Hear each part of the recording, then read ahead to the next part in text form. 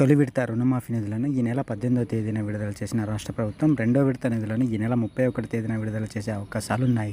1,00,000 వరకు అప్పున్న రైతులకు 6,099 కోట్లు విడుదల చేయగా 1,50,000 వరకు అప్పులున్న మాఫీ చేయడానికి మరో 7,000 కోట్ల నిధులు అవసరమవుతున్నాయి. 2 లక్షల రుణమాఫీ పథకానికి రాష్ట్ర ప్రభుత్వం ఆగస్టు 15వ తేదీని గడువు పెట్టుకున్న విషయం తెలిసిందే. ప్రస్తుతం రాష్ట్ర ప్రభుత్వ ఖజానాలో రుణమాఫీ కోసం సేకరించిన నిధులు మరో 4,000 కోట్లు ఉన్నాయి. అంటే రెండో విడత అవసరాల కోసం 3,000 కోట్లు సమకూర్చాల్సి ఉంటుంది.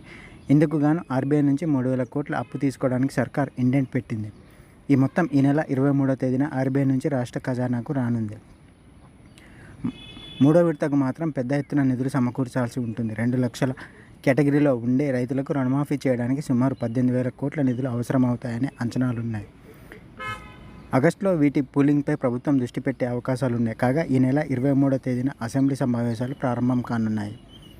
25వ తేదీన ప్రభుత్వం బడ్జెట్ ప్రవేశపెట్టనుంది. ఆ తర్వాత రెండో విడత రుణమాఫీ పూర్తి చేయాలని ప్రభుత్వం నిర్ణయించినట్లుగా విశ్వసనీయంగా తెలిసింది.